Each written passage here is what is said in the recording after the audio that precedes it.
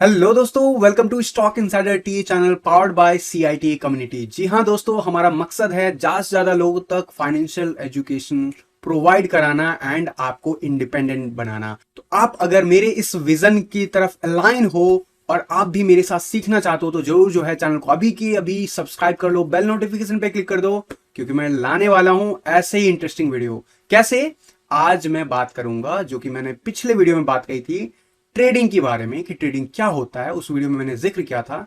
Next video में बात करूंगा ट्रेडिंग हिस्ट्री के बारे में। कई लोग कहेंगे यार कि ट्रेडिंग हिस्ट्री जान के मुझे क्या बेनिफिट होने वाला। तो याद रखना, हर चीज साइकिल होता है। अगर आपको बिलीव ना हो तो जस्ट थोड़ा सा रिवाइंड करो अपने पूरे दिन भर का लेखा जोखा, पूरे साल भर का लेखा जोखा। आप अल्टीमेटली वैसे ही बिहेव करते हो अल्टीमेटली हर साल साइकिल्स में। कैसे?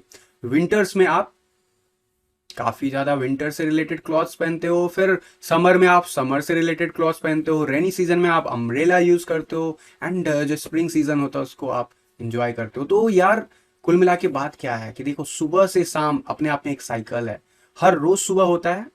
आपकी जो हैबिट्स होती है वो आपको रिपीटेटिव वे में आपके लाइफस्टाइल में आपको दिखता है। ठीक वैसे ही मार्केट का भी जो है हिस्ट्री अगर आप जान लेते हो, अगर आप ट्रेडिंग की हिस्ट्री जान लोगे तो आपको यह समझ में आ जाएगा कि टेक्नोलॉजी कैसे ट्रेडिंग को इंपैक्ट करता है, कोई भी नया इन्वेंशन कैसे ट्रेडिंग को इंपैक्ट करता है, कैसे ये सारे जो फैक्टर्स है जो हम पढ़ेंगे वो एज ए फंडामेंटल्स किसी भी स्टॉक के लिए या फिर किसी एसेट के लिए काम कर सकता है। तो इसलिए ट्रेडिंग की हिस्ट्री शॉर्ट में अगर आप जान लेते हो तो आपको एक आइडिया मिल जाता है कि इसका इंपैक्ट ओवरऑल पूरे सेक्टर पे, पूरे मार्केट पे, या फिर ओवरऑल उसके करने के ढंग में यानी कि ट्रेडिंग करने के स्टाइल में क्या चेंजेस ला सकता है और उससे आपके पोर्टफोलियो में क्या इंपैक्ट होने वाला है। डेफिनेटली इन सब की बातें हम इन डेप्थ करेंगे आने वाले वीडियो सीरीज में, लेकिन आज का वीडियो है ट्रेडिंग की हिस्ट्री की। तो मैं रिकमेंड करूंगा कि इस वीडियो को अंत तक जरूर देखना। पसंद आए तो लाइक जरूर करना, चैनल पे नए हो तो सब्सक्राइब करना मत भूलना, और ज्यादा से ज्यादा लोगों तक शेयर जरूर करना। क्यों? क्योंकि शेयरिंग इज केयरिंग। तो मिलता हूं गाइस इस वीडियो के एंड में to summarize my thought process on this video, and यही नहीं, अगले वीडियो में मैं क्या कवर करने वाला वो भी बताऊंगा। तो ओवर टू दैट वीडियो जो कि मैंने कैप्चर किया था हमारे कम्युनिटी के अंदर, फंडामेंटल, जब मैं सिखा रहा था लोगों को ट्रेडिंग के बारे में। ऑब्वियसली क्रिप्टो करेंसी से रिलेटेड मैंने वहां पे कवरेज किया था, बट उसमें भी हमने ये हिस्ट्री पढ़ा था। तो आप तो स्टॉक मार्केट या फॉरेक्स में डील करने वाले हो, तो आपके लिए ये जानना और भी ज्यादा इंपॉर्टेंट हो जाता। तो गाइस मिलता हूं इस वीडियो के एंड में ओवर टू दैट प्रेजेंटेशन जो कि मैंने कोर्स के अंदर रिकॉर्ड किया था कि ट्रेडिंग हिस्ट्री में क्या क्या हुआ है अभी तक विश्व भर में। जी हाँ, हम किसी पर्टिकुलर मार्केट की बात नहीं करेंगे, ना किसी कंट्री की बात करेंगे। ओवरऑल एक ह्यूमन इवोल्यूशन के बाद ट्रेडिंग कैसे इवॉल्व हुआ उसके बारे में आज हम बहुत कुछ जानेंगे। तो इसे जानने के लिए हमें मालूम ही है कि हम जो है इवॉल्व हुए हैं, यानी कि किसी वक्त ह्यूमन जो था बिल्कुल जो है चिंपैंजी के प्रजाति से निकल के इवॉल्व हुआ है, राइट। तो उसी तरीके से ह्यूमन जब तक बेसिक नेसेसिटी जैसा जानवरों का होता है, जब तक वैसा बिहेवियर करता रहा, तब तक हमने कोई ट्रेड करना नहीं सीखा था। तो ट्रेडिंग करना सीखा कैसे? ऑब्वियसली जब हम जैसे जैसे इवॉल्व होते गए वैसे वैसे हमने अपनी डिपेंडेंसी बना दी। कैसे? अगर आप इवोल्यूशन की स्टार्टिंग की बात करो तो ह्यूमन जो थे ऑब्वियसली जंगलों में रहते थे, पहाड़ों के अंदर रहते थे, गुफाओं में रहते थे, कई बार अपनी रिक्वायरमेंट को लेके एक जगह से दूसरी जगह पे घूमते रहते थे अकॉर्डिंग टू सिचुएशन। और वो सिचुएशन क्या था? वो सिचुएशन ऑब्वियसली क्लाइमेट होता था, यानी कि वेदर होता था। वेदर के हिसाब से ह्यूमन मूव करते थे एक जगह से दूसरी जगह, और अपनी रिक्वायरमेंट जहां पे उनकी फुलफिल होती थी वो वहीं पे बस जाते थे। कुछ इसी तरीके से खाना बदोश जिंदगी जीते जीते हम इवॉल्व करते रहे। धीरे धीरे करके हम मांसाहार से एग्रीकल्चर की तरफ बढ़ने लगे, और जैसे ही हम इसके तरफ बढ़ने लगे वैसे ही कहीं ना कहीं हमें स्टेबिलिटी की जरूरत पड़ने लगी, क्योंकि हर फसल हर जगह नहीं होता है। हम अक्सर जो है पानी के आसपास रहना प्रेफर करते थे, और वहीं पे जो है अपना कम्युनिटी स्टैब्लिश करते थे, एंड वहीं पे अपनी रोजमर्रा की जिंदगी में जो भी चीजें यूज होती थी, ऑब्वियसली रोटी, कपड़ा और मकान, यही तीन चीज बेसिक नेसेसिटी थी ह्यूमन की। तो यही तीन चीजों के लिए या तो ह्यूमन घूमते थे, एक अच्छा जगह ढूंढते थे और उस जगह पे स्टैब्लिश हो जाते थे। बट ये कुछ सालों तक चला, फिर उसके बाद कुछ और जो है इवोल्यूशन हुआ। ह्यूमन जो है एक जगह से दूसरी जगह ट्रैवल करना बंद नहीं किए थे, फिर भी कहीं ना कहीं उनके अंदर स्टेबिलिटी थी, कहीं ना कहीं वो एक जगह सेटल होना चाहते थे, बट फिर भी वो डिस्कवर करते रहे। क्यों? क्योंकि ह्यूमन का माइंड जानवरों से उनको अलग बना रहा था, और इसी घूमने की वजह से कहीं ना कहीं कह सकते हो पहली बार ट्रेडिंग की रिक्वायरमेंट ह्यूमंस को पड़ी होगी, क्योंकि जब ह्यूमन एक कम्युनिटी से दूसरे कम्युनिटी जाते थे तो उस कम्युनिटी में जहां पहला कम्युनिटी था वहां की वेदर, वहां का जो इन्वायरमेंट था वो डिफरेंट फसलों को या फिर डिफरेंट कह सकते हो आसपास की जो वनस्पतियां थी उन सब को या फिर जंगली जानवर थे उन सब के लिए जो था वो इन्वायरमेंट देता था। वहीं दूसरी कम्युनिटी में जब जाते थे तो वहां का वेदर, वहां का फसल, वहां के जंगल और वहां के जानवर कुछ डिफरेंट होते थे। तो कहीं ना कहीं ह्यूमंस क्योंकि पावरफुल थे माइंड से, तो उन्होंने एक दूसरे को, क्योंकि वो हमेशा अपने कम्युनिटी में जीना चाहते थे, बट वो जैसे जैसे दूसरे कम्युनिटी के चीजों को देखने लगे, जैसे जैसे कम्युनिकेशन बढ़ने लगा, जैसे जैसे भाषा का उपयोग होने लगा आपस में बोलचाल के लिए, वैसे वैसे उन्हें कहीं ना कहीं जरूरत पड़ने लगी, नेसेसिटी पड़ने लगी उन दूसरे चीजों की। क्योंकि ह्यूमन का बेसिक रिक्वायरमेंट है, वो है चाह, उसकी इच्छा, और वही इच्छा को फुलफिल करने के लिए वो अपने कम्युनिटी से ट्रेड करने लगे दूसरी कम्युनिटी से। तो पहला कह सकते हो कि ट्रेडिंग जो ओवर कम्युनिटी बनता हुआ हमें दिखा पहली बार इस तरीके से मेजर लेवल पे। और ये ट्रेड बहुत ही सिंपल था, आप कोई वस्तु दोगे उसके बदले सामने वाला दूसरी वस्तु देगा, सिंपल ट्रेड, जिसे हमने देखा था कि बार्टर सिस्टम में उसे यूज किया जाता था। ऑब्वियसली जैसे जैसे कम्युनिटी डेवलप होने लगी, बहुत सारी कम्युनिटी इवॉल्व होने लगे, वैसे वैसे कहीं ना कहीं कह सकते हो एक रीजन बनने लगा, और हर रीजन अपने चीजों के लिए जाना जाता था। और यहाँ पे बेसिक नेसेसिटी क्या होती थी? रोटी, कपड़ा और मकान। और यही ह्यूमंस की बेसिक नेसेसिटी थी, और इसी के लिए इंसान जीता था, उसी के लिए काम करता था, उसी पे निर्भर रहता था। और उसका जो नेचर से जो इंट्रैक्शन था वो बहुत ही क्लोज इंट्रैक्शन था, वो पूरा का पूरा डिपेंडेंट थे नेचर पे। लेकिन जैसे जैसे टाइम पास होता रहा, ह्यूमन अपने आप को इवॉल्व करते रहे, और उन्हें कुछ खास चीजों की भी जरूरत पड़ने लगी। क्या? जब उन्होंने दूसरे को देखा, दूसरी कम्युनिटी में अगर कोई पर्सन कुछ इंपॉर्टेंट या फिर कुछ ऐसी चीज यूज कर रहा था अपनी ज्वेलरी के लिए या फिर अपने कपड़ों के लिए जो कि बाकी लोगों से अलग था, या तो वो प्रीशियस स्टोन्स होते थे या फिर कोई मटेरियल होता था, जब उन चीजों को पर्टिकुलर कम्युनिटी में किसी और कम्युनिटी ने देखा तो उन्हें भी अच्छा लगा, और वो उन चीज़ों का ट्रेड करने लगे। और शुरू शुरू में ये बेसिक नेसेसिटी के अलावा जो ये प्रीशियस आइटम होते थे या फिर प्रीशियस स्टोन्स या फिर कोई भी ऐसा चीज़ जो आम पब्लिक से खास बनाती थी, उन चीज़ों का ट्रेड एक जगह की कम्युनिटी दूसरी जगह से करने लगी, सो दैट वो भी अपने आप को एक यूनिक वे में स्टैब्लिश करे। तो ह्यूमन की थिंकिंग वैसी ही है जैसे आज की डेट में है, जनरल आम पब्लिक में जो होता है, उस बीच में कुछ खास पब्लिक आपको दिखती है, यानी कि कुछ खास व्यक्तित्व दिखते हैं जो कि आपको दिखेंगे कि ट्रेंड सेटर होते हैं। इसी तरीके से पहले के ज़माने में भी ट्रेंड सेटर के नाम पे कहीं ना कहीं ट्रेडिंग करना शुरू हुआ, और ऑब्वियसली उसकी प्राइस बार्टर सिस्टम के हिसाब से स्टैब्लिश होता था, क्योंकि उस टाइम में करेंसी नहीं था। और जैसे जैसे हम और ज़्यादा इवॉल्व होते रहे, हमारी पॉपुलेशन बढ़ती रही, डेंसिटी पॉपुलेशन की जैसे जैसे बढ़ती गई, वो दुनिया के अलग अलग क्षेत्रों में जाने लगे। ट्रांसपोर्ट का मीडियम क्या था? सबसे पहले सिर्फ और सिर्फ क्या था? वो था पैदल। उसके बाद क्या था ट्रांसपोर्ट का मीडियम? पानी था, जिसपे आप बेसिकली बहुत ही मिनिमम संसाधन के साथ, यानी कि पेड़ की तनावों के साथ आप एक जगह से दूसरी जगह पे ट्रैवल करते थे। इस तरीके से कहीं ना कहीं ये दो जो थे वो इंपॉर्टेंट ट्रांसपोर्ट के पैरामीटर्स उस टाइम में हुआ करते थे। और जैसे जैसे दुनिया भर में ह्यूमंस फैलने लगे, वैसे वैसे वहां पे हाई स्पीड ट्रांसपोर्ट की रिक्वायरमेंट थी। लेकिन हाई स्पीड ट्रांसपोर्ट की या फिर इजी मोड ऑफ ट्रांसपोर्ट की रिक्वायरमेंट इसलिए पड़ने लगी क्योंकि वहां पे हम हैवी कहीं ना कहीं ट्रेडिंग करना शुरू कर दिए थे, एक कम्युनिटी से दूसरे कम्युनिटी। इस टाइम तक आते आते कम्युनिटीज की में जो कह सकते हो कि एक लीडर होने लगा, राजा महाराजा, ये जो वर्ड्स हैं ये सब स्टैब्लिश होने लगा ह्यूमन कम्युनिटी में। और जैसे जैसे रीजन में डिवाइड होता गया वर्ल्ड, वैसे वैसे ट्रेड करने की क्षमता बढ़ती गई। अब अपने पावर का इस्तेमाल करने के लिए, अपने आप को पावरफुल दिखाने के लिए भी लोग ट्रेड करते थे। एक राज्य दूसरे राज्य से चीजें मंगाते थे या उनको एक्सपोर्ट करते थे अपने पैसे को बढ़ाने के लिए, या फिर जो उनके पास रिसोर्सेस था उनके बदले कोई और रिसोर्स लेने के लिए। तो ये पूरा का पूरा जो कह सकते हो ट्रेडिंग का जो कॉन्सेप्ट वहीं से स्टार्ट हुआ, और बहुत ही अर्ली स्टेज में इस तरीके से ट्रेडिंग होता रहा। और धीरे धीरे हमने देखा कि वर्ल्ड वाइड जो है लोग फैल गए थे, और ऑब्वियसली वहां पे हमें रिक्वायरमेंट जो थी ह्यूमंस की वो बढ़ने लगी थी। और कहीं ना कहीं हर कंट्री या फिर हर राज्य में या हर रीजन में सेम चीज सब कुछ नहीं मिलता था। तो लोग अपने टेस्ट के हिसाब से, लोग अपने नेसेसिटी के हिसाब से, लोग अपने आप को एक पावरफुल इमेज स्टैब्लिश करने के लिए कुछ चीजों का व्यापार दूसरे दूर दूर राज्यों से करने लगे, क्योंकि जो चीज़ कॉमन हो जाता है वो आम पब्लिक जैसा फील कराता है, और हर राज्य, हर स्टेट, हर देश अपने आप को कहीं ना कहीं स्ट्रांग फील कराना चाहती थी। तो वो दूर से दूर तलक जाके ट्रेड करने में प्रेफर करती थी, सो दैट आसपास के राज्य उनसे compete ना कर पाए। ऑब्वियसली उस टाइम भी कह सकते हो कि जो लग्जीरियस लाइफ का जो कॉन्सेप्ट था वो सोसाइटी में आ चुका था, और वो लग्जीरियस लाइफ ऑब्वियसली समाज के कुछ ऐसे वर्ग जो थे, जो राजा महाराजा या फिर जो हाई पोजीशन में हुआ करते थे उस टाइम के हिसाब से, वो लोग इन चीजों को यूज करते थे, और उसका प्राइस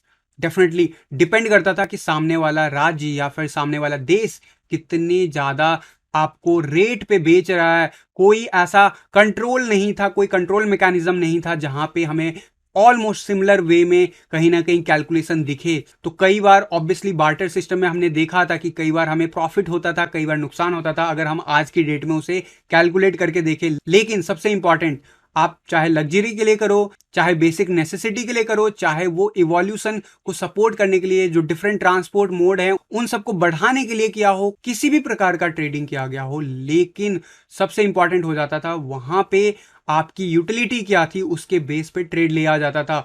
और यहाँ पे जैसे जैसे दुनिया इवॉल्व करती गई, रिसेंटली पास्ट 2000 सालों में हमने देखा कि कैसे सिल्क रूट स्टैब्लिश हुआ। जी हाँ, दुनिया में भारत को सोने की चिड़िया कहा जाता था। क्यों कहा जाता था? थोड़ा सा आप हिस्ट्री पढ़ोगे तो आपको पता चलेगा कि यहाँ पे खनिज संपदा से भरा हुआ था हमारा ये पूरा कंट्री, और यहाँ पे जो वेदर्स अवेलेबल थे इस कंट्री में, यानी कि इंडिया में जो वेदर अवेलेबल था वो हर टाइप के वेदर को सपोर्ट करता था। तो यहाँ पे आपको हर प्रकार की चीजें मिलती थी। स्पेशली आपको पता है कि इंडिया मसालों के लिए जाना जाता था और स्पाइसी फूड के लिए जाना जाता था। तो इन सब चीज़ों का जो रिक्वायरमेंट था ऑब्वियसली उन कंट्रीज में बहुत ज़्यादा था, जहाँ पे ऐसी चीज़ें उपजती नहीं थी, ऐसी खेती नहीं हो सकती थी, या फिर उनको पता ही नहीं था।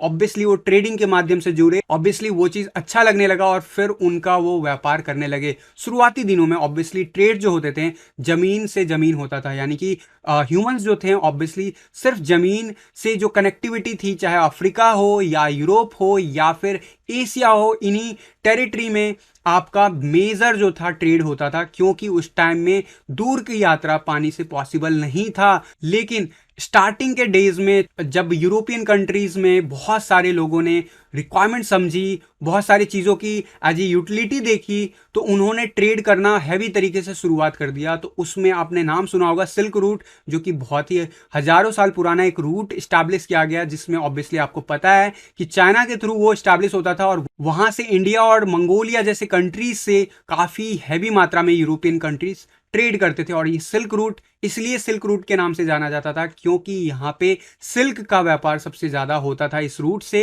इस रूट को ऑब्वियसली धीरे धीरे स्टैब्लिश किया गया, कोई एक दिन का मेहनत नहीं है, यह हजारों साल का एक कह सकते हो ट्रेडिंग का रूट बनता चला गया, जो कि आज के डेट में भी स्टैब्लिश्ड है। आपने सुना होगा आज की डेट में सबसे ज्यादा जो प्रोड्यूसर है वो आज भी चाइना है। जी हाँ, हम कोविड-19 के बाद हमने देखा कि दुनिया काफी हद तक इंडिपेंडेंट बनने की कोशिश की, स्पेशली जो डिपेंडेंसी चाइना के ऊपर था, लेकिन आज भी चाइना को कोई भी कंपीट नहीं कर पाया है। और ऑब्वियसली उसके रीजन है उनका जो ज्योग्राफिकल एरिया है वो उनको बड़े एरिया से कनेक्ट करता है। ऑब्वियसली हर एक कंट्री का अपना एक एडवांटेज था, हर एक कंट्री का अपना डिसएडवांटेज था। कुछ कंट्रीज सिर्फ और सिर्फ जमीन से जुड़ी होती थी, तो वहां पे स्टार्टिंग के डेज में तो बहुत अच्छा ट्रेड हुआ, लेकिन जैसे जैसे दुनिया इवॉल्व होती गई उन कंट्रीज को ज्यादा बेनिफिट मिला जो पानी से भी कनेक्ट थे। क्यों? क्योंकि बाद में हमने देखा ट्रांसपोर्ट में एक और बदलाव आया, और बड़े बड़े शिप्स, बड़े बड़े कंटेनर्स पानी के जहाज के थ्रू एक जगह से दूसरे जगह ले जाना बहुत ही संभव हो गया था। दुनिया में सबसे ज्यादा जो यूरोपियन कंट्रीज ट्रेड करना चाहती थी वो इंडिया या फिर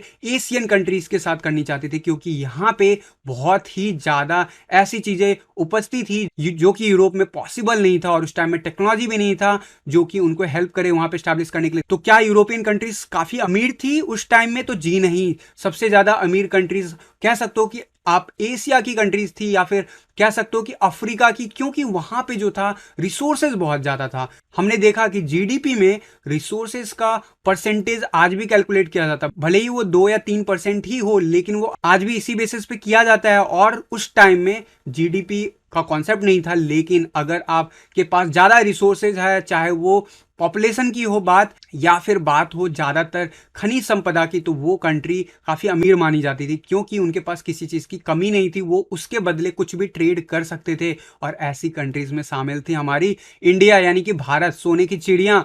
उसकी डिमांड काफ़ी देशों में थी। ऑब्वियसली इंडिया को ढूंढने के चक्कर में आपको पता है यूएस डिस्कवर हुआ था, अफ्रीका के कुछ आइलैंड डिस्कवर हुए थे। और आपने हिस्ट्री में अगर पढ़ा होगा तो जरूर आपने इन इंसिडेंट्स के बारे में सुना होगा। लेकिन मेरा एजेंडा यहाँ पे ये सब बताना नहीं है, मैं आपको बस अवगत कराना चाहता हूँ कि उस टाइम में जिनके पास जितना रिसोर्सेज था जिस कंट्री के बाद, वो कंट्री उतना ही ज्यादा अमीर था। ये ट्रेंड को किसने तोड़ा? वो तोड़ा यूरोपियन कंट्रीज ने। यूरोपियन कंट्रीज की अपनी प्रॉब्लम्स थी क्योंकि उनके यहाँ पे कम चीजें उपस्थित थी, उनकी डिपेंडेंसी दूसरे कंट्रीज पे ज्यादा थी जहां पे अच्छे फसल होते थे, जहां पे डिफरेंट खनिज संपदा पाई जाती थी जो उनके कंट्री में नहीं पाई जाती थी। तो वो लोग इस चीज को इंपोर्ट करने लगे और अपने पॉपुलेशन को सर्व करने लगे। धीरे धीरे उसको एक अलग लेवल पे लेके उन्होंने कुछ अलग अलग चीजें जो हैं बनानी शुरू कर दी उन नेचुरल रिसोर्सेज के बेसिस पे। और मैंने क्या कहा था, आज की जीडीपी में 97% या उससे ज्यादा जो है कंट्रीब्यूशन उन प्रोडक्ट का है जो प्रोडक्ट इवॉल्व होके आता है, ना कि आपका नेचुरल रिसोर्सेज। तो नेचुरल रिसोर्सेज को उन्होंने कंज्यूम करना शुरू किया, वो उनका व्यापार करके अपने कंट्री में लाते थे, उसे वो प्रोसेस करके एक एंड प्रोडक्ट बनाते थे और उसको फर्दर अपने कंट्रीज में और उन्हीं कंट्रीज में वापस बेचने जाते थे, ट्रेड करते थे जो उनको वो खनिज संपदा देती थी। चाहे वो इंडिया जैसी कंट्रीज हो या फिर चाइना जैसे कंट्रीज हो या फिर अफ्रीका जैसे कंट्रीज हो, इन जगहों से उन्होंने खनिज संपदा लिया और उसको कहीं ना कहीं प्रोसेस करके अपना दिमाग लगा के एक प्रोडक्ट और सर्विस में तब्दील किया और उसी चीज के बदले वो ट्रेड करना शुरू किए। तो यहां पे आप देखोगे कि हमने क्या किया, अल्टीमेटली हमने अपने ही जमीन से उठा के उनको वस्तु दी और उन्होंने उस वस्तु का यूज करके कुछ प्रोडक्ट बनाया और वो प्रोडक्ट हम इंपोर्ट करने लगे। और ऐसे ही जो है चीजें धीरे धीरे धीरे करके बढ़ती चली गई क्योंकि यूरोपियन कंट्रीज जो थी कहीं ना कहीं आविष्कार करती चली गई और इस वजह से जो है उनका औद्योगिकरण बहुत तेजी से बढ़ने लगा।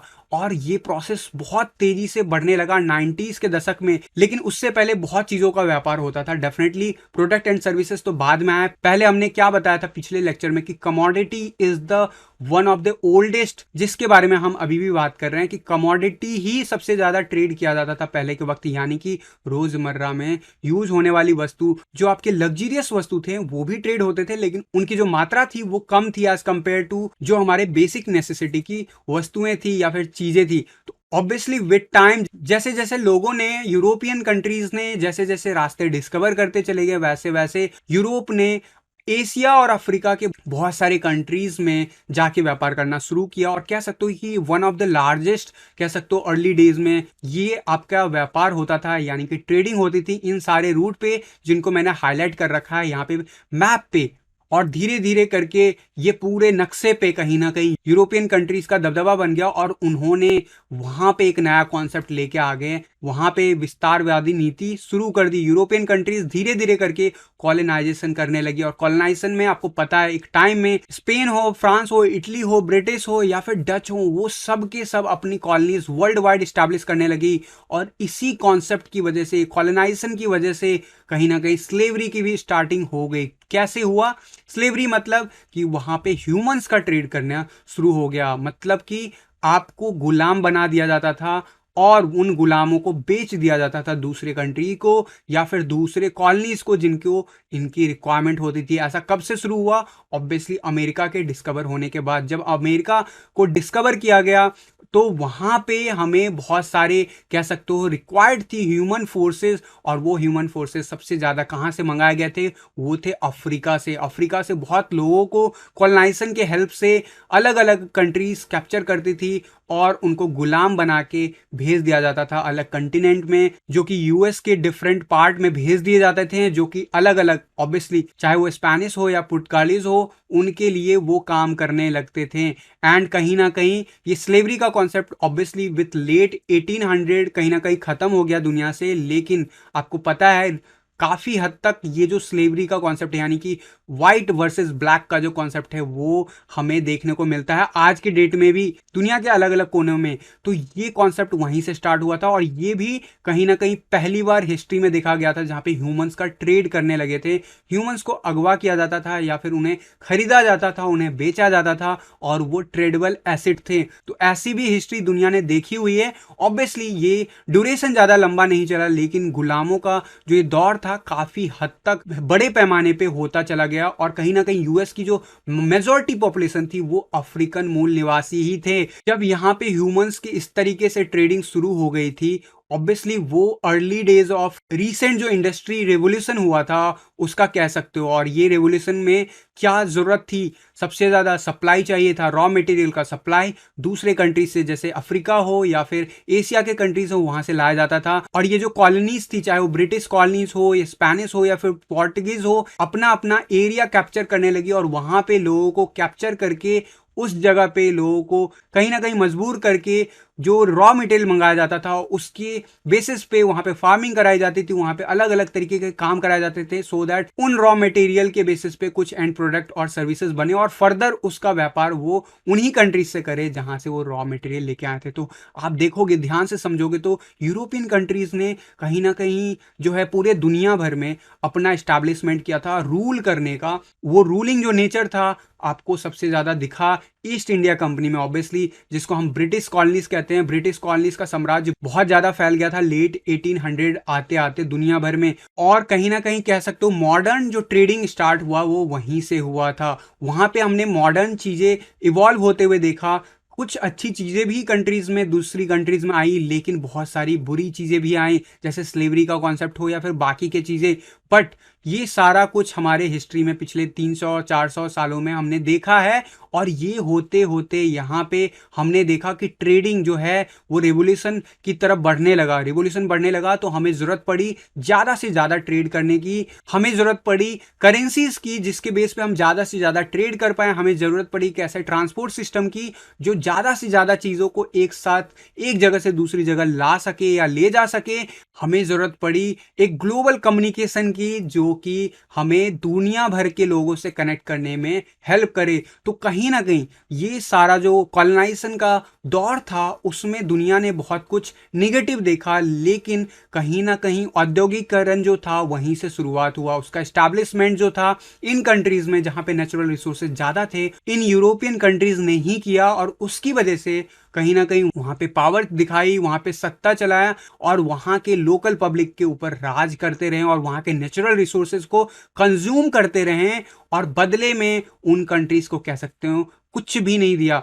और यही चीज जो है धीरे धीरे करके यूरोपियन कंट्रीज को बहुत ही ज्यादा स्ट्रांग बना दिया, कह सकते हो आज के डेट में अगर जीडीपी वाइज कहा जाए तो। यानी कि उन्होंने अपनी शान शौकत बढ़ा ली, उनको जब चाहिए होता था तो रिसोर्सेज कहीं से भी ट्रेड करके ले आते थे या फिर अपने पावर के बेस पे वो लूट के ले आते थे। लेकिन अल्टीमेटली ये सारा कुछ दुनिया ने पिछले 200-300 सालों में देखा और इस सब में जो सबसे बड़ा हथियार बना वो बना टेक्नोलॉजी। टेक्नोलॉजी इस ट्रेडिंग को कैसे इंपैक्ट किया वो भी हम शॉर्ट में समझ लेते हैं। यहाँ पे सबसे पहले अगर आप ह्यूमन हिस्ट्री में बात करोगे तो ऑब्वियसली आप देखोगे कि शुरुआती दिनों में लोग पैदल ही एक जगह से दूसरी जगह जाते थे, फिर कुछ जानवरों का यूज करने लगे, बहुत सालों तक ऐसा चलता रहा। फिर व्हील का आविष्कार हुआ, व्हील के आविष्कार के साथ ही उन्होंने जानवरों के साथ उस व्हील को जोड़ा और कुछ ऐसे गाड़ियां बना ली जो ज्यादा चीजों को एक साथ एक जगह से दूसरी जगह ले जा सकता था। बट फिर भी कहीं ना कहीं वो प्रोसेस स्लो था और धीरे धीरे करके हजारों साल के इवोल्यूशन के साथ साथ हमने देखा कि 1700 ईस्वी आते आते इंजन का आविष्कार हो गया,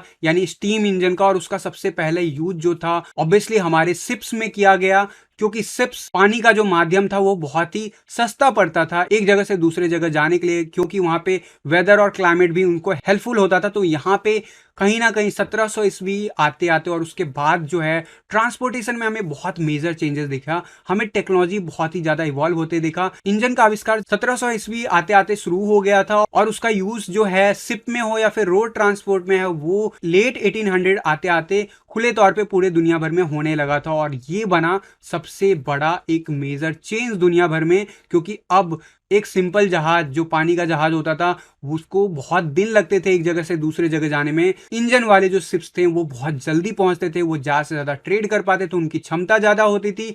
वो टेक्नोलॉजी के हेल्प से एक जगह से दूसरे जगह कहीं ना कहीं बहुत तेजी से व्यापार करने लगे। और यही नहीं, बाय रोड भी अगर बात करें बहुत सारा इवोल्यूशन हुआ। फिर हमने मोटर देखा और उसके बाद हमने देखा कार इवॉल्व होता चला गया। ऑब्वियसली इन सब चीजों के अलावा हमारे जो शिप्स थे वो भी स्ट्रांग होते चले गए। और यही नहीं रुका, लेट 1900 आते आते हमने देखा प्लेन्स का आविष्कार शुरू हो गया। और उस बीच में ही जब हमारे शिप्स बन रहे थे उसी वक्त रोड ट्रांसपोर्ट में मेजर चेंजेस आया वाया रेलवे। और रेलवे की भी जो नींव है स्टार्टिंग 1800 आते आते स्टैब्लिश कर दिया गया था पहली बार दुनिया में। और आपको पता है कि इंडिया में भी अंग्रेजों की तरफ से ही कहीं ना कहीं रेल नेटवर्क पहली बार बिछाया गया था। ऐसे दुनिया के अलग अलग कॉलोनीज जो थे, चाहे वो किसी भी कॉलोनीज का पार्ट हो, चाहे वो पोर्टुगीज हो या फिर स्पेनिश हो, वो जहां जहां पे भी राज करते थे इन सारे टेक्नोलॉजी का यूज करके वो वहां के नेचुरल रिसोर्सेज को बहुत तेजी से कंज्यूम करने लगे, बहुत तेजी से मशीनें बनने लगी। अब इन बातों को समझो, ये सब चीजें जब आविष्कार हो रहा था तो इनके कल पुर्जे हो, इनको बनाने के लिए जो रॉ मटेरियल आता था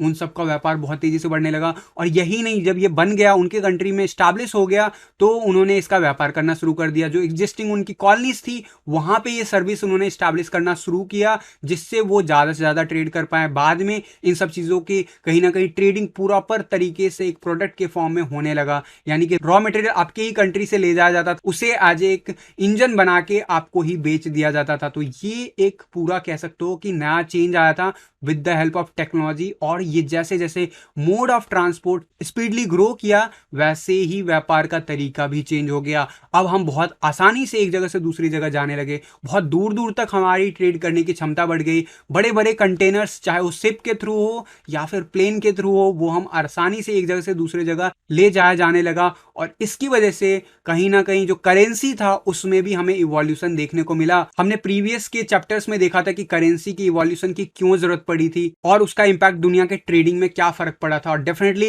इलेक्ट्रॉनिक्स जो मीडियम है वो बहुत रीसेंट है, लेकिन यस इसकी जरूरत पड़ी। इससे पहले पेपर करेंसी की जरूरत पड़ी और ये सारा इवोल्यूशन हम कह सकते हैं इन जो ब्रिटिश कॉलोनीज के वक्त का टाइम है उसमें वो फल फूल रहा था। और डेफिनेटली इसी वजह से ज्यादा से ज्यादा ट्रेड जो है होने लगा दुनिया भर में, क्योंकि आपको कुछ भी खरीदने के लिए एक सिंपल नोट चाहिए था और उसके बदले आप पूरा जहाज भर के सामान ला सकते थे, एक जगह से दूसरी जगह ले जाया जा सकता था। बहुत ही स्पीड से एक जगह से दूसरी जगह पहुंचने लगे थे हम। ऑब्वियसली जब हम बाई एयर ट्रांसपोर्ट की बात करते हैं उसमें जब इवोल्यूशन आया तो उसने दुनिया को और ज़्यादा चेंज कर दिया। और दुनिया में कहीं ना कहीं कह सकते हो एक वार छिड़ गया कि कौन कितना पावरफुल है, जिसके पास जितना ज़्यादा स्ट्रांग, जितने ज़्यादा हाई कैपेसिटी के इंजन्स वाले, चाहे शिप हो, चाहे वो वार टैंक्स हो, चाहे वो फाइटर प्लेन हो, इन सब की जो है कहीं ना कहीं डिमांड बढ़ गई, स्पेशली सेकेंड वर्ल्ड वार आते आते। लेकिन उससे पहले इस बीच में कह सकते हो लेट 1700 के बाद से लेके लगभग लेट 1900 तक एक बहुत बड़ा रिवोल्यूशन दुनिया ने देखा, जिसको हम इंडस्ट्रियल रेवोल्यूशन कहते हैं। जहां पे हमने देखे कि जो लोग भी मैनुअल काम करवाते थे, किए जाते थे, उन सबको कहीं ना कहीं मशीन से रिप्लेस किया जाने लगा। जो काम बहुत ही ज़्यादा लेवल पे होता था उनके लिए मशीन बनाए गई, उनके लिए फैक्ट्रीज बनाए गए जहाँ वहाँ पे वर्कर्स रखे जाते थे, वो वर्कर उन फैक्ट्रीज में काम करते थे, इसके बदले उनको पैसा दिया जाता था और उन वर्कर्स के हेल्प से वो कंट्री, वो कंपनीज कहीं ना कहीं एक प्रोडक्ट बनाती थी जो दुनिया भर में वो ट्रेड करती थी। और ट्रेड के लिए वो करेंसी यूज करने लगी जो कि दुनिया भर में एक्सेप्टेबल था। स्पेशली सेकेंड वर्ल्ड वॉर के बाद हमने देखा यूएसए जो था दुनिया में कह सकते हो एक पावरफुल कंट्री बन के उभर के आई। उसका रीजन क्या था आप ध्यान से देखोगे तो इनका फंडामेंटल्स बहुत स्ट्रांग था। भले ही यूएसए इन सब कॉलोनीज जो एग्जिस्टिंग यूरोपियन कॉलोनीज थी उन सब के बाद स्टैब्लिश हुई, उन्हीं की हेल्प से स्टैब्लिश हुई, कह सकते हो उन्हीं कॉलोनीज की वजह से यूएसए को आइडेंटिफाई किया गया, डिस्कवर किया गया और उन्हीं के द्वारा बसाया गया। लेकिन यूएसए का जो आम पब्लिक था वो धीरे धीरे, वहां के जो लोकल नेतृत्व थे वो कहीं ना कहीं इस चीज को समझने लगे जो जितना जल्दी डिस्कवरी करेगा, जो जितने पावरफुल इक्विपमेंट्स डिस्कवर करेगा वो इतना ही स्ट्रांग इकोनॉमी बन के उभर के आएगा। यही हुआ। फर्स्ट वर्ल्ड वॉर में यूएसए की कहीं ना कहीं ज्यादा कुछ भी कह सकते हो इंपैक्ट नहीं था, लेकिन सेकेंड वर्ल्ड वॉर आते आते उन्होंने डिस्कवरीज की लाइन लगा दी। उन्होंने वार के इक्विपमेंट्स कह लो या फिर प्लेन्स या फिर फाइटर प्लेन्स की झड़ी लगा लगा दी। ऑब्वियसली हथियारों में भी उन्होंने बहुत ज़्यादा कह सकते हो इवॉल्व किया और उन्हीं हथियारों का यूज़ करके वो दुनिया में अपना प्रभुत्व जो कह सकते हो इस्टेब्लिश की। वही नहीं, हमने पढ़ा था करेंसी के चैप्टर में कि उन्होंने कैसे अपने करेंसी को as a world currency establish किया। तो ये सारा कुछ आप ध्यान से अगर समझ पा रहे हो तो यहाँ पे देखना इंटरेस्टिंग है कि हमें बेसिक रिक्वायरमेंट हमारी क्या है, रोटी कपड़ा और मकान। बाकी जितनी चीज़ें हैं वो सिर्फ हमारी यूटिलिटी के पर्पस से हैं। हमें जो चाहिए वो हम लेते हैं, चाहे वो हमें अपने जगह पे मिले या फिर कहीं और से मिले, हम ट्रेड करते हैं। और ये ट्रेडिंग धीरे धीरे बड़े लेवल पे बढ़ने लगा और वो कंट्रीज के लेवल पे होने लगा। और कंट्रीज जब इस सीन में आया तो हर कंट्री अपना प्रभुत्व बनाने के लिए, दुनिया में ट्रेड बढ़ाने के लिए, वो हर तरीके के इक्विपमेंट्स हो, हर तरीके का जो कह सकते हो टेक्नोलॉजी है वो यूज़ करने लगा। और उसके लिए जो भी उस वक्त दुनिया की इकॉनमी में जो कह सकते हो पावरफुल कंट्रीज थी, अचानक से पावर शिफ्ट होता हुआ हमने देखा लेट 1940 के आसपास जब वर्ल्ड वॉर 2 खत्म हुआ। और वहां पे हमने देखा कि जिस कंट्री ने जितना ज्यादा इवोल्यूशन किया था, जितना ज्यादा रिवॉल्यूशन लेके आई थी अपने टेक्नोलॉजी में, वो कंट्री दुनिया की पावरफुल कंट्री बनी। अफ्रीका और इंडिया जैसे कंट्रीज, चाइना जैसे कंट्रीज पीछे रह गए, जहां से सारा कुछ रॉ मटेरियल इंपोर्ट किया जाता था। स्पेशली आपने देखा यूरोपियन कंट्रीज में बहुत ज्यादा इंपोर्ट किया जाता था और उन यूरोपियन कंट्रीज ने एस्टैब्लिश किया यूएसए को। और यूएसए में कहीं ना कहीं वहां पे एक अलग लेवल ऑफ डिस्कवरी स्टार्ट हो गई। और वो डिस्कवरी कहीं ना कहीं आज के डेट में जो आप यूएस डॉलर का पावर देख रहे हो वो उसी डिस्कवरी का नतीजा है। हमने करेंसी के हिस्ट्री में जान लिया था कि कैसे मनी इवॉल्व हुआ और मनी में कैसे यूएसए ने अपने आप को स्टैब्लिश किया एज ए यूएसडी डॉलर, कैसे इंटरनेशनल करेंसी बन गया। और वही नहीं, आज के डेट में उसमें क्या कमियां हैं वो भी हमने देखा। उसके बाद क्या इवॉल्व हो गया है, bitcoin and crypto currency, electronic money के बाद डेफिनेटली। लेकिन इसके बारे में हम तो पूरे चैप्टर में, इस पूरे कोर्स में डेफिनेटली पढ़ ही रहे हैं और इसी के लिए हम इन चीज़ों को समझ भी रहे हैं। लेकिन यहाँ पे जाना जरूरी है, जब इंडस्ट्री रेवोल्यूशन चलने लगा, जब इंडस्ट्री रेवोल्यूशन पीक पे पहुंच गया, वहाँ पे बेसिक जो नेसेसिटी थी, बेसिक जो कमोडिटी थी, उसके अलावा भी बहुत कुछ ट्रेड किया जाने लगा। मैंने बताया आपको प्रोडक्ट, एंड प्रोडक्ट बनने के बाद उसे ट्रेड किया जाने लगा। उसके बाद सर्विसेज दिए जाने लगे। जिन कंट्रीज के पास ज़्यादा शिप्स थे, ज़्यादा स्ट्रॉन्ग शिप्स थे, वो शिप के सर्विस देने लगे अलग कंट्रीज को। और जिन कंट्रीज के पास टेक्नोलॉजी था वो टेक्नोलॉजी की सर्विसेज दूसरे कंट्रीज को देने लगे ताकि वहां पे भी वो चीज स्टैब्लिश कर पाए। और उसके बदले क्या लिया जाता था, करेंसी, गोल्ड या फिर कह सकते हो पैसा, यानी कि मनी, यानी कि ट्रेड हर तरीके से होने लगा। कमोडिटी तो पहले होता ही था, अब प्रोडक्ट जो एंड प्रोडक्ट बन के यानी कि ट्रांसफॉर्म होके जो बन के आता है उसकी बात हो रही है। यहाँ पे एग्रीकल्चर प्रोडक्ट की बात नहीं हो रही। एग्रीकल्चर प्रोडक्ट को हम कह सकते हो कमोडिटी में काउंट कर सकते हो। और जो उनके एंड प्रोडक्ट बन के आते हैं, चाहे वो ब्रेड हो, चाहे वो वेजिटेबल ऑयल हो, इन सब चीज़ों की बात हो रही है। ये प्रोडक्ट रातों रात बढ़ने लगे और इन प्रोडक्ट्स की जो कीमत थी, डिमांड थी, दुनिया में बढ़ने लगी। और यही रीज़न था यूएसए की एक कह सकते हो कि बहुत स्ट्रांग इकोनॉमी बनने का, क्योंकि उन्होंने जो है एग्जिस्टिंग एम्पायर जो था ब्रिटिश कॉलोनीज का, उसको ध्वस्त कर दिया सेकेंड वर्ल्ड वॉर के बाद। कह सकते हो उसका रीज़न कुछ भी आप कह दो, लेकिन इकोनॉमिकली कहीं ना कहीं यूएसए ने पूरी दुनिया में अपनी छाप छोड़ दी। और बाकी के कंट्रीज जो अच्छे खासे स्टैब्लिश्ड थे, वो उनके हाथ से दुनिया भर में साम्राज्य जाता गया। और धीरे धीरे एक नया साम्राज्य शुरू हुआ जहाँ पे ना ही स्लेव बनाया जाता था, ना ही किसी कंट्री पे कोई राज करता था, लेकिन उसकी करेंसी दुनिया भर में राज करने लगी। वो बना यूएसए का इकॉनमी। तो ये बहुत ही इंपॉर्टेंट है समझना। आप समझो, पहले का जो तरीका था लड़ने का, वार लड़ने का, पहले का जो तरीका था ट्रैवल करने का, यानी ट्रांसपोर्ट मीडियम, पहले का जो तरीका था इकॉनमी को देखने का, वो सब चेंज कर दिया। यूएसए ने एक अलग तरीके का, अलग कॉन्सेप्ट दिया जहां पे वो कम से कम हथियारों के साथ ज़्यादा से ज़्यादा कह सकते हो इम्पैक्टफुल वार किया, कम से कम रिसोर्सेज के साथ ज़्यादा से ज़्यादा रिवोल्यूशन लेके आया इंडस्ट्री में, जो कि दुनिया की जो जितनी भी डिमांड था उनको पूरा करने के लिए काफ़ी बन गया। और उन्होंने किसी के साथ जोर ज़बरदस्ती नहीं किया, बल्कि कुछ ऐसा टेक्निक अपनाया जिससे पूरी दुनिया उसके गुलाम बन जाए। और यही है रीज़न कि हम यूएस डॉलर के गुलाम हैं पिछले 100 सालों में। लेकिन यूएस डॉलर में कोई कमी नहीं थी। हमने देखा करेंसी के हिस्ट्री में कि कैसे यूएस डॉलर ने अपने ही जो बैकएंड था, यानी कि जो बैकएंड सिस्टम उनका काम करता था, बैक्ड बाय गोल्ड का जो कॉन्सेप्ट था, उससे पीछे स्टेप ले लिया। और जैसे ही वो किया वैसे ही रातों रात हमने कह सकते हैं कि आज की डेट में जो करेंसी सिस्टम है वो खोखली हो चुकी है। यही रीजन है कि हमें जो है न्यू इवोल्यूशन मनी में चाहिए। डिजिटल मनी ने काफी हद तक उस चीज को देखा है, बट अगेन वहां पे सप्लाई कांस्टेंट नहीं है और दुनिया में व्यापार बढ़ता जा रहा है। जितनी भी दुनिया में आज तक व्यापार हुआ है, आज की हिस्ट्री अगर देखोगे तो ऑल टाइम हाई पे हम हैं।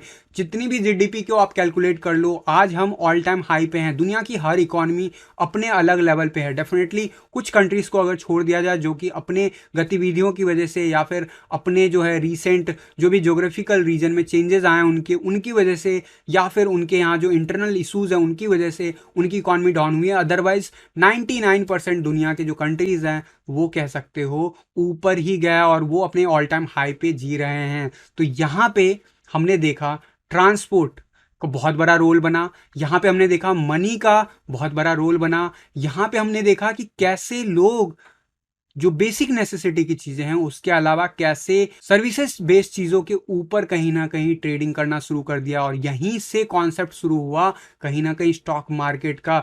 इन सब की बात हम आगे के लेक्चर्स में करेंगे। थोड़ा बहुत मैं जरूर डिस्कस करूंगा स्टॉक मार्केट के स्टैब्लिशमेंट क्यों हुआ या फिर स्टॉक्स कैसे बना, क्यों इसकी नेसेसिटी पड़ी। इसके लिए थोड़ा बहुत हम इकोनॉमिक्स समझेंगे तो जरूर हमें समझ में आएगा। लेकिन फिलहाल के लिए इतना हम जान गए कि कैसे बेसिक जो हमारे रिवॉल्यूशन दुनिया में हो रहा होता है वो कैसे इंपैक्ट करता है इकोनॉमी को, और वो कैसे इंपैक्ट करता है पूरे वर्ल्ड की ज्योग्राफिकल रीजन को और उसमें होने वाले ट्रेड को। तो हम यहाँ पे बात कर रहे हैं ट्रेडिंग की और इन्वेस्टमेंट की। तो हमें जानना इसलिए जरूरी है क्योंकि जो भी हम आज की डेट में एज्यूम कर रहे हैं, जो भी हम चीजें सोच के चल रहे हैं, उसमें ये जितने भी टेक्नोलॉजी में इवोल्यूशन आ रहा है वो सब कहीं ना कहीं ट्रेडिंग के कॉन्सेप्ट को चेंज करेगा। याद रखना, मोड ऑफ ट्रांसपोर्ट चेंज हुआ, हमारा ट्रेड इंपैक्ट हुआ। मोड ऑफ कम्युनिकेशन में इवोल्यूशन आया, वो भी हमारे ट्रेडिंग को बढ़ाया। मोड ऑफ मनी में या फिर करेंसी में चेंजेस रिक्वायर्ड हो गई क्योंकि हमें अपने ट्रेड को बढ़ाना था। और जैसे ही ये चेंज आया वैसे ही ट्रेड इससे इंपैक्ट हुआ। इसी तरीके से क्या ये जो आज की डेट में इवोल्यूशन हो रहा है, चाहे वो स्पेस वार हो, आज की डेट में ट्रांसपोर्ट में सबसे बड़ा वार कहाँ चल रहा है, वो है स्पेस वार। यानी कि आजकल स्पेसशिप बनाई जाती है। आज से 100 साल पहले जहां हवाई जहाज, फाइटर प्लेन्स, बम और बड़े बड़े टैंक्स बनाए जाते थे, आज ऑब्वियसली वो सारा कुछ एग्जिस्ट करता है, उसमें एक नेक्स्ट लेवल की चीजें आने लगी है। लेकिन आज के डेट में ट्रांसपोर्ट में इलेक्ट्रिक कार, उड़ने वाली कार, एक ऐसी कार जो पानी पे भी चल सके, जमीन पे भी चल सके और हवा में भी चल सके, ऐसी चीजों पे आजकल R&D हो रहा है, यानी डिस्कवरी हो रही है। और इसके अलावा स्पेस वार तो आपको पता ही है, इतने सारे जो है सैटेलाइट हर कंट्री कहीं ना कहीं भेज रही है स्पेस में, वो स्पेस वार की तरफ ऑलरेडी इशारा कर रहा है। तो ये कैसे इंपैक्ट करेगा ट्रेडिंग के बिहेवियर को, ट्रेडिंग के पैटर्न को? ऑब्वियसली ये करेगा। हिस्ट्री देख के आपने देखा कि हर चीज इंपैक्ट किया ओवरऑल ट्रेडिंग और दुनिया में ट्रेड होने वाली चीजों को, तो ये भी इंपैक्ट करेगा। इंटरनेट एक बहुत बड़ा रेवोल्यूशन आया जिसने दुनिया की इकोनॉमी को चेंज कर दिया। और आज की डेट में अगर आप ये लेक्चर पढ़ रहे हो, देख रहे हो मुझे, तो ये भी इंटरनेट से ही पॉसिबल हुआ। तो ये सब हर चीज हमारे ट्रेडिंग को और ट्रेड करने वाली चीजों पे कहीं ना कहीं इंपैक्ट करता है। तो हमें कहाँ पे इन्वेस्ट करना चाहिए, हमें कहाँ पे हमें क्या क्या चीज़ों में इन्वेस्ट करना चाहिए, हमें दुनिया भर में जो इंपैक्ट होगा ट्रेड पे उसका इंपैक्ट क्या होगा ओवरऑल क्रिप्टो करेंसी मार्केट में, ये भी एज ए फंडामेंटल रोल आप समझ सकते हो। इसके अलावा मैं बताना चाहूँगा सेकेंड वर्ल्ड वॉर ओवर होने के बाद दुनिया ने बहुत बड़ा इवोल्यूशन देखा। दुनिया में एक कह सकते हो ग्रेट डिप्रेशन का दौर चल रहा था जहाँ पे हर कंट्री हथियार पे हथियार बनाए जा रही थी। कहीं ना कहीं इसकी वजह से ट्रेडिंग में इम्बैलेंस होने लगा और बड़ी बड़ी कंट्रीज, बहुत सारे जो कंट्रीज थे उनसे ट्रेडिंग करना बहुत ही मुश्किल हो गया था या फिर उनसे ट्रेड लेना बहुत मुश्किल हो गया था, क्योंकि वहाँ पे वर्ल्ड इकोनॉमी में कोई भी किसी भी चीज़ में आपको डील करने के लिए बहुत ज़्यादा कॉस्टिंग आती थी या फिर बहुत सारी प्रॉब्लम्स आने लगे ड्यू टू, क्योंकि दुनिया जो था अलग अलग जोन में बढ़ चुका था। भले ही यूएसए ने सेकेंड वर्ल्ड वॉर फिनिश कर दिया हो, लेकिन दुनिया की पावर्स जो थी अभी भी मेंटली थी। कहीं ना कहीं एक कह सकते हो कि दुनिया भर में डिप्रेशन का माहौल क्रिएट किया था, जिसकी वजह से हर इकोनॉमी सफ़र करना शुरू कर गई थी। इसी चीज़ को समझते हुए एक कमिटी बनाई गई जिसका नाम था general agreement for tariff and trade. And इस कमिटी का या फिर इस ऑर्गेनाइजेशन का काम क्या था, वो काम ये था कि जितने भी कंट्रीज इसमें पार्टिसिपेट कर रही थी, ऑब्वियसली 23 कंट्रीज पार्टिसिपेट कर रही थी, जो कि 1940 में इन कंट्रीज ने इस पे सिग्नेचर किया था। तो अकॉर्डिंग टू देम वो जो टैरिफ थे और जो ट्रेड्स को लेके जो समझौता था वो उन्होंने किया था। और धीरे धीरे करके आने वाले टाइम में विथ लेट 90s यानी कि 1995 में यही ऑर्गेनाइजेशन बड़ा होते होते बन गया 123 कंट्रीज का क्लब, जिसको आज की डेट में हम जानते हैं वर्ल्ड ट्रेड ऑर्गेनाइजेशन, जो कि दुनिया में हर प्रकार के व्यापार के ऊपर नजर रखती है, उसको कंट्रोल करती है, सो दैट हर एक कंट्रीज के अपने राइट्स है और हर कंट्रीज जो हैं जो भी WTO को साइन कर रखे हैं उनको आपस में व्यापार करने के लिए जो भी फैसिलिटीज, एक इन्वायरमेंट चाहिए वो मिला हुआ है, जिसमें हमें कह सकते हो कि एक सुरक्षित ट्रेड हो सके। फिजिकल ट्रेड की बात हो रही है यहाँ पे ऑब्वियसली, क्योंकि सेकेंड वर्ल्ड वॉर के बाद जो डिप्रेशन का माहौल बना था वहां पे कहीं ना कहीं बहुत ज़्यादा जो था इन सब चीज़ों को ऊपर इम्पैक्ट हो गया था, टैरिफ को यानी कि प्राइस को लेके बहुत ही ज़्यादा हाइक हो गए थे। बट इन सब चीज़ों को कंट्रोल करने का काम WTO करती है, जो कि आज के डेट में सक्सेसफुली स्टैब्लिश्ड है और वो दुनिया भर के कंट्रीज में अपनी सर्विस प्रोवाइड करती है, जो कि निगरानी रखती है ताकि उसके अंदर जितने भी कंट्रीज हैं वो आपस में एक दूसरे के साथ एक सुरक्षित माहौल में सुरक्षित तरीके से इंटरनेशनल करेंसी के बेस पे जो भी एक्सेप्टेबल है उनके बेस पे वो ट्रेड कर सके। तो ये सारा कुछ तो हो गया हिस्ट्री। हमने देख लिया कि कैसे जो भी दुनिया में डिस्कवरीज हो रहे थे वो कैसे ट्रेड को इम्पैक्ट किया। आज की डेट में हम क्रिप्टो करेंसी की बात कर रहे हैं। ऑब्वियसली ये बहुत ही नया है, अभी 10 या 12 साल हुए हैं और इवोल्यूशन में 100 साल का टाइम भी लग जाता है कई बार। यहाँ पे हमने देखा यूएस की इकॉनमी कैसे पिछले 100 साल में बहुत तेजी से उभर के आई। वो क्यों आई? क्योंकि उनका जो करेंसी था वो बहुत ही स्ट्रांग था। और आज दुनिया जब ग्लोबलाइजेशन के ज़माने में है, जहाँ पे इतने तेज़ी से चीज़ें हो रही है कि अब दुनिया आपस में नहीं बल्कि स्पेस तक पहुँचने की बात कर रही है, तो यहाँ पे सब कुछ फास्ट हो गया है, तो हमें चाहिए करेंसी भी फास्ट। इसीलिए क्रिप्टो करेंसी की रिक्वायरमेंट पड़ी है। भले ही डिजिटल करेंसी के फॉर्म में कहीं ना कहीं एग्जिस्टिंग सिस्टम दे रहा हो सॉल्यूशन, लेकिन उसकी अपनी खामियां हैं जो कि हमने पिछले के लेक्चर्स में पढ़ा है। बट यहाँ पे हर चीज़ एक दूसरे से इंटरलिंक है और यही इंटरलिंक जो चीज़ें है ना वो फंडामेंटल एनालिसिस का पार्ट होता है। इस लेक्चर को बताने का, पूरा जो समझाने का यही एजेंडा था, सो दैट आप थोड़ा बहुत हिस्ट्री भी जान लो और ये भी समझो कि दुनिया में जितने भी डिस्कवरीज होते हैं ना, जितने भी टेक्नोलॉजीज डिस्कवर होती है, वो हमारे और आपके बीच में ट्रेड करने की जो कला है, तरीका है, उसको चेंज कर देता है। सो गाइज, होपफुली आपको बहुत सारी इंफॉर्मेशन मिली होगी ट्रेडिंग हिस्ट्री के बारे में एंड कैसे जो है इवोल्यूशन हर बार हमारे ट्रेडिंग स्टाइल को, ट्रेडिंग करने के तरीके को, ट्रेड में जो है डिफरेंट जो अपॉर्चुनिटीज है उसको कैसे इंपैक्ट करता है, वो आपने थोड़ा बहुत आइडिया लगा लिया होगा। गोइंग फॉरवर्ड ये सारे जो इंफॉर्मेशन है ना हम लोग यूज करने वाले हैं हमारे जो है फंडामेंटल एनालिसिस में भी। तो डेफिनेटली आपको स्टॉक का अगर फंडामेंटल पता करना हो तो उसकी भी जो है कुंडली देखनी होती है। तो कुंडली देखने में आपको हेल्प कर देगा कि कैसे आप किसी चीज की हिस्ट्री से उसके फ्यूचर्स के बारे में थोड़ा बहुत प्रिडिक्ट कर सकते हो, उसके फंडामेंटल्स कितना स्ट्रांग है, उसका जो है इंफ्रास्ट्रक्चर कितना स्ट्रांग है, उसके बारे में आप समझ पाओगे। बट अभी हमने बात किया कि ओवरऑल ट्रेडिंग की हिस्ट्री की, तो ट्रेडिंग की हिस्ट्री से आपको ये पता चल गया कि हर इन्वेंशन अपने आप में एक नया ट्रिगर पॉइंट होता है बहुत बड़े चेंजेस की तरफ। एंड आप अभी जब हम आगे बढ़ेंगे इस सेशंस में, आगे के वीडियोस को जब देखोगे आप, तो उसमें आपको आइडिया लगेगा कैसे ये छोटी छोटी चीजें जो हैं आपके ट्रेडिंग को इम्पैक्ट करता है। तो अब मैं बात करूंगा गाइज अगले वीडियो में ट्रेडिंग के टाइप्स की। जी हाँ, ट्रेडिंग के कितने टाइप्स हैं और क्या जो हम पढ़ते आते हैं, क्या उसके अलावा भी उसके डिफरेंट फैक्टर्स हैं, डिफरेंट टाइप ऑफ ट्रेडिंग जो हमें अपॉर्चुनिटी मिलता है, क्या हमें सब में कूदना चाहिए। जब मैं बात करता हूँ ट्रेडिंग की, तो मात्र ट्रेडिंग से आप इसे मत रिलेट करना। अगर आप हाइयर टाइम फ्रेम पे, टाइम फ्रेम नहीं समझ में आता, बस ये समझो कि हाइयर ड्यूरेशन में अगर आप जाते हो तो सेम चीज आपके इन्वेस्टमेंट को भी इम्पैक्ट करता है। तो इन सबको जानने के लिए सबसे बेस्ट है कि हम पहले जान लें कि ट्रेडिंग के टाइप्स क्या क्या होते हैं। तो मैं लूंगा मैं नेक्स्ट वीडियो में ट्रेडिंग टाइप्स लेके, जो कि आपको एक आइडिया देगा कि मार्केट में कितने अपॉर्चुनिटीज आपके पास अवेलेबल है being a trader and being a investor. तो बने रहेगा इस चैनल के साथ। पसंद आया हो तो ज्यादा से ज्यादा लाइक एंड शेयर जरूर कीजिएगा। वीडियो के नीचे कमेंट बॉक्स में अपना जो है व्यू भी जरूर बताइएगा, इससे मुझे मोटिवेशन मिलेगा। एंड गाइज चैनल पे नए हो तो सब्सक्राइब करना मत भूलना। तो मिलता हूं गाइज अगले वीडियो में। अगर प्रीवियस वीडियो आपने नहीं देखा है तो उसका प्लेलिस्ट का लिंक भी जो आपको इसी वीडियो के डिस्क्रिप्शन बॉक्स में मिल जाता है, और हमारे जो रिकमेंडेड टूल्स है, रिकमेंडेड जो मेरी तरफ से जो एक्सचेंजेस हैं, रिकमेंडेड जो हमारी तरफ से ब्रोकर्स है, उन सब की भी लिस्ट आपको मिल जाएगा हमारे रिकमेंडेशन पेज के ऊपर। तो लिंक आप जरूर फाइंड आउट कीजिएगा। मिलता हूं अगले वीडियो में नए टॉपिक के साथ, तब तक के लिए थैंक यू, धन्यवाद, जय हिंद।